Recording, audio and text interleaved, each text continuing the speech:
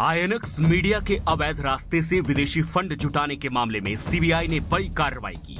आरोपी कार्ति चिदंबरम को गिरफ्तार कर लिया गया।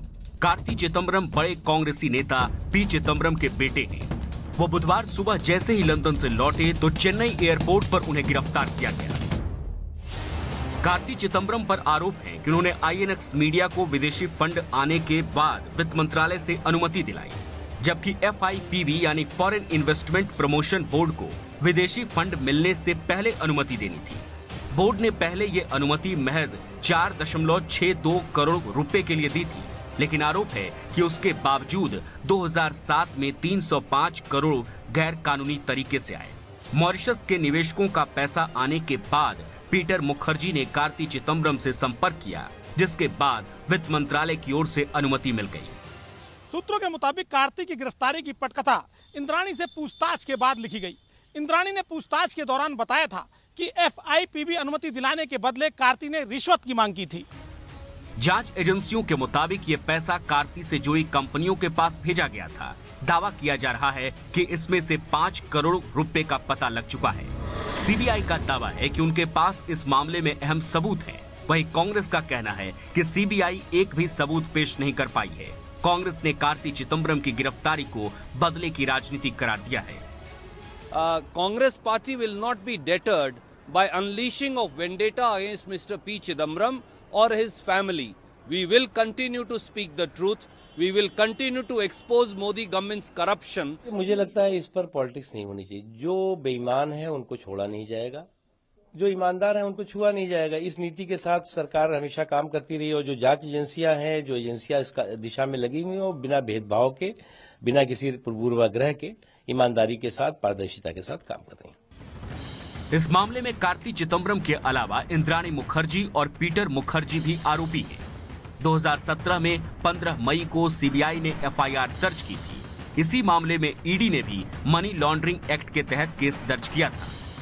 मामले में याचिकाकर्ता सुब्रमण्यम स्वामी सीधे तत्कालीन वित्त मंत्री पी चिदंबरम को कटघरे में खड़ा करने की मांग कर रहे हैं। Ultimately, let us remember one thing: all this corruption has happened because Mr. Chidambaram approved projects which should not have been approved. Aircel Maxis, INX, AirAsia, Vistara, these are all illegal.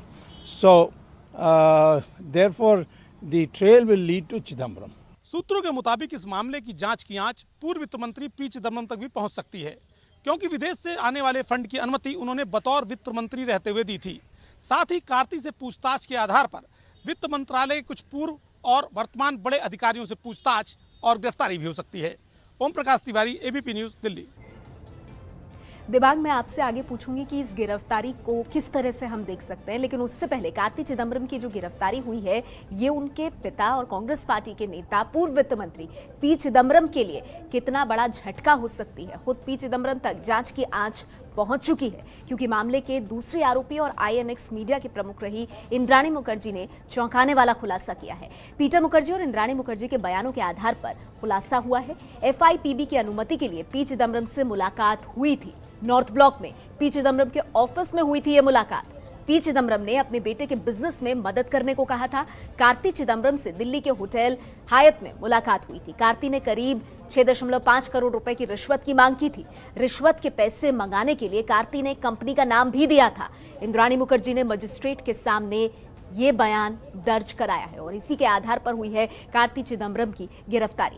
Dibang, Karti Chidambaram की गिरफ्तारी के बाद Congress party इसे राजनीतिक साजिश बता रही है। क्या ये सवाल उठाना जायज है कि वर्तमान सरकार सीबीआई का इस्तेमाल करके ये मामला बना रही है, या इस मामले में वाकई में दम है?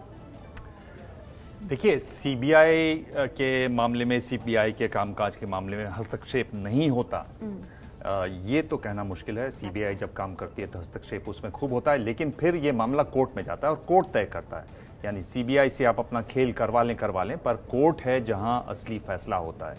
एक को एक्यूज्ड का यहाँ बयान है और वो कह रहे हैं कि साहब वो कॉपरेट नहीं कर रहे हैं, गलत जानकारियां दे रहे हैं, ऐसा कहना है सीबीआई का। लेकिन उनका कहना है, उनके वकील अभिषेक मनु सिंघवी का कहना है कि पिछले 6 महीने से हमें कोई नोटिस ही नहीं आया। अगर आप नोटिस नहीं देंगे तो आप कैसे कह सकते हैं कि तो ये मामला कोर्ट में चलेगा, घिसटेगा और इसमें तरह तरह के सही अलग अलग वक्त पर इसको उछाला जाएगा। आप इस पर नजर रखिएगा कि इसकी खबरें कब कब बनती हैं इस मामले की, ये बहुत महत्वपूर्ण होगा देखना।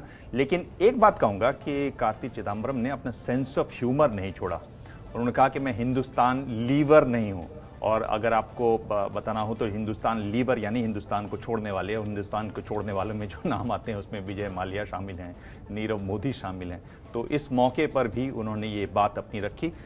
इस पर हमारी नजर लगातार बनी रहेगी, करीबी नजर बनी रहेगी। ओपी तिवारी भी इस पे लगे हुए हैं। बिल्कुल, आपने सेंस ऑफ ह्यूमर के कार्ति चिदम्बरम की बात की। अभी तो शुरुआत है उनके लिए, क्योंकि एक और मामला है जिसमें वो आरोपी हैं, आरोपों का सामना कर रहे हैं। वो आईएनएक्स मामले में भी ईडी की जांच का सामना कर रहे हैं। हम आपको बता दें, एयरसेल मैक्सिस डील मामले में कार्ति चिदम्बरम पर आरोप लगे हैं। ईडी में दर्ज केस के मुताबिक 2006 में एफआईपीबी से अनुमति मिली थी। 2006 में भी पी चिदम्बरम ही वित्त मंत्री थे।